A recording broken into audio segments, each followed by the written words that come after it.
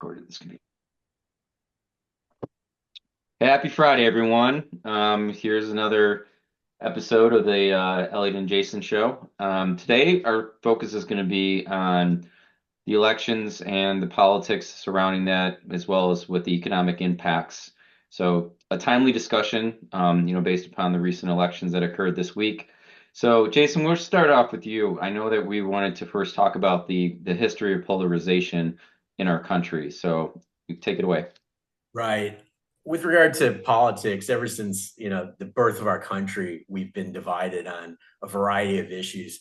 So going all the way back to the founding of the nation, you had the Federalists on one side who wanted a strong central government, and then you had the Democratic Republican Party on the other side that was for states' rights, and they represented more of the agrarian population at the time.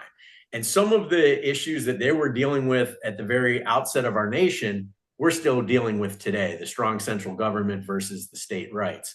Now, fast forward to, the pre-Civil War days, the Republican Party was formed to stop the expansion of slavery. So that was a major issue, right? We've had racism in our country since the beginning. George Washington owned over 300 slaves. Thomas Jefferson owned over 300 slaves. It's unfortunately a very sad part of our history that I think is important to acknowledge. But remnants of that are still around. After the civil rights movement, the North won, obviously. I mean, after the Civil War, the North won, and we had to deal with segregation. So you had further divisions between people in the South, even Democrats, that wanted segregation, and the people in the North who, not everybody, but most of them, were against segregation. And in the 60s, that's when I think you really had the Democratic Party stepping up under Lyndon Johnson, actually, to really advocate for civil rights and also to address economic issues. The Democratic Party had really started to kind of focus on helping the poor right after the Great Depression, with FDR coming in with the New Deal. I think that was kind of the turning point from an economic perspective. Lyndon Johnson kept going with it with the war on poverty.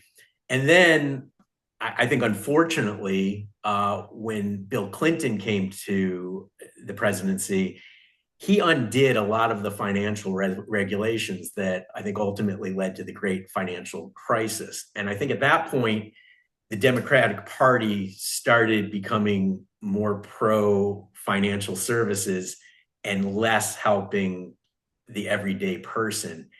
And I think we're still seeing that today.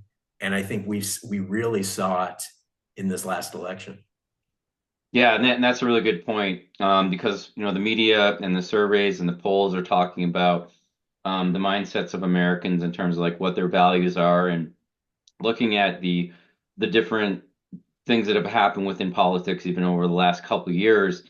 And what they're saying is that we are more polarized now than we have ever been in American history. Things have changed so much that affecting the American citizens, which is just created a more of a chasm.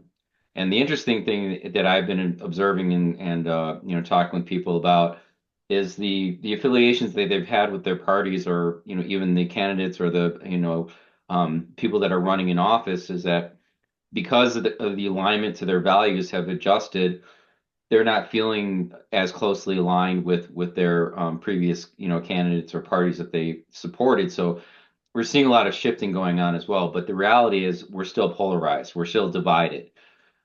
So let's talk more a little bit about that, and as it relates to the economy in terms of what's been happening. Yeah, absolutely. So I think we've kind of gotten to this point where, the parties throughout history have been kind of shifting on what their priorities are, what their signature messages are. We got to a point now where the Republican Party has become more populist, where their message from an economic perspective is probably more progressive than the Democratic Party. And just to point out a couple examples of that, during his campaign, Donald Trump said he wants to cap credit card rates at 10%. Right now, many credit cards go up to 29%. I think the average rate of a new credit card issue is about 22%, maybe 23%. So that's an issue that is very important to a lot of people, a lot of struggling people. Something else that he had mentioned was not taxing people's overtime wages, not taxing the tips that hospitality workers make. These are economic issues that are specifically aimed towards helping people who are struggling financially. On the other side, you had the Democratic Party that chose as its signature message, we need to save democracy. And I think that resonates with a lot of people when you have somebody like Donald Trump with this awful rhetoric that, does divide the country and does make you think at times that he doesn't care about the Constitution and that he does want to be a dictator. And so because of his rhetoric, a lot of people get scared. And if you have a signature message of save democracy, it will resonate with a lot of people. But it's not going to resonate with the 2.7 million people in the last year that received eviction notices, or the 600,000 people that are homeless tonight who are going to be sleeping on the street, or the millions of people who got laid off. Their primary concern isn't saving democracy. Their primary concern is, how am I going to feed my children? How am I going to keep a roof over my children's head? And these are very important concerns that everybody across the political spectrum care about. And so I think the Democrats really chose the wrong signature message. They could have easily focused on the economy, but they didn't. They focused on attacking Trump, to be honest. The few economic policies that Harris set forth, the $25,000 towards first-time home buyers if they weren't, late on their rent when they were renters, or the tax breaks for people starting up a business, those don't resonate with a lot of people and they don't apply to a lot of people. They only help a certain limited number of people, and those people are not the ones that really need the help to stay in their homes right now. They're starting a new business. I mean, how many people are going to start a new business? And if you do start a new business, the statistics show within the first 5 years of a startup, they fail.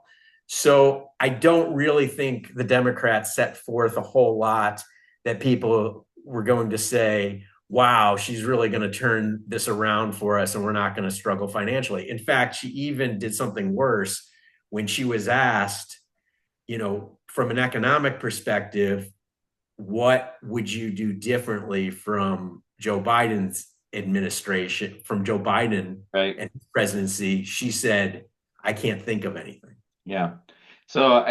And that's where I think that the shift in opinions really did affect in the election. Like you're saying, people on the ground are struggling. I'm an advocate for people in the job search and, highly active in LinkedIn, and the people that I meet and networked with, they're still struggling. They are in a situation where they are losing their homes. They're losing so much. It's just at a situation that, and for those people, some of them have been ardent supporters of the Democratic Party. That these individuals, that they do like other aspects of what the Democrats have done, but in reality, like you're saying, for them, it's getting the food on the table. It's getting the gas in the car so they can get to a job. It's those things that are most important. So from what I've observed is a lot of people shifting their mind and their energies towards something that they feel is going to help them. And like you said, with the Trump administration, there are these promises out there. Whether or not they'll come to fruition is questionable, but it speaks to them. And that's why we're seeing that transition. Beyond that, in terms of like what's happened during the election, I know you and I chatted a little bit prior to, in terms of like what's going to be kind of the future impacts or the effects of that. So you want to speak to that in terms of like what road or path we might be going down at this point? For sure. I think the Democrats have to look at this and really re-examine their strategy, because we've had so many years in a row now where the message has been Donald Trump's evil, and it's not working, obviously, for the Democrats. If they focus on economic issues, like Bernie Sanders focused on economic issues, he filled stadiums because he spoke to people about their everyday financial problems, and he was speaking from the heart. He Mhm. wasn't trying to memorize something that his campaign staff told him to say. If they can get there, they can really do a lot of good for our country. Unfortunately, you have the Republican Party that has been very savvy and quick to pick up on the fact that they're struggling people, and did a really good job in this campaign to address their needs. So, back to what you said, can the Republicans really deliver on this? Hopefully, they can. I hope every Democrat supporter hopes Donald Trump succeeds, because if you go out there and say, I'm going to resist, I hope Donald Trump fails, you're cheering against Americans who are struggling. Americans who are struggling financially need Donald Trump to succeed. They need him to deliver on his promises. And I think something else is going to come of this too. You're going to see remember the alt-right, who, people have complained that Trump, supported the alt-right, and Trump said terrible rhetoric that justifiably made people believe he was supporting the alt-right. But what's going to happen now is the alt-right, they haven't gone away. They've grown stronger because of social media. And they're already attacking Donald Trump and JD Vance. They're saying, we're different than Donald Trump and JD Vance. We're going to run in 2028, and we're going to run against Donald Trump and JD Vance. They're part of the establishment. And remember, the alt-right, they're racist, they're anti-Semitic.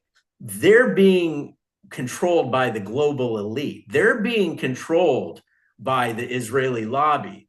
And with social media, they're going to get a lot of attention. And I think there's going to be this fracture of the Republican Party that's really going to give the Democrats an opportunity to really, focus on economic issues and get back in the White House in 2028. Yeah, so I think what you're saying is the opportunity to balance the power, and the reality is Republican, Democrat doesn't matter. The reality is we need to get our country to a point that we can work better together and be united, which is going to take a lot of work, between the parties. So, I definitely see the opportunities there. Um, are there other things you can think of that will impact us in the future, um, that either puts us on a better path towards unity, that we could close the chasms between the various opinions and parties and things like that? Are there anything else you can think of in that regard? For sure. And I was thinking about this earlier today. While I don't like most of the things that Elon Musk says, I do like the fact that Elon Musk was one of the first people to say we need universal basic income. And I think Elon Musk is going to have influence with Donald Trump. I mean, you can already see it. He was a surrogate during the campaign. The Mhm. Trump campaign was also surrounding themselves with a lot of other tech people that I'm sure many of them believe that we're going to need a universal basic income. We're going to need that because of AI. And so if you have an administration that is proactively getting ready for massive job displacement because of AI and robotics, and setting up some sort of universal basic income program for when we need it, that is a really good thing. And you have people on the other side, I mean, the other side, I mean, not in the Republican Party. Andrew Yang, he did very well as a Democratic candidate. And, now he's the founder of the Forward Party. But you do have a lot of smart people out there who have gotten involved in politics that understand technology and understand that we can't keep relying on the old mindset of working class and that sort of thing, because at some point, most of us are going to be relying on the government to survive. Yeah, and I don't want to go too much in detail about this, but one thought I was having was compared to other countries that like have the parliamentary system where they have more parties that are active from time to time. In our country we have a two-party system, but we also have, other parties like the Libertarian and the Green Party and those others that are trying to move into the sphere of influence and trying to be more prominent. Do you think that there will be an opportunity in the future for these third parties to help to create a more of a balance or bring us more closer together? Or do you feel that they're always going to be kind of the afterthoughts and the kind of the little sets of groups that are trying to make a difference but don't really have the influence within the political sphere?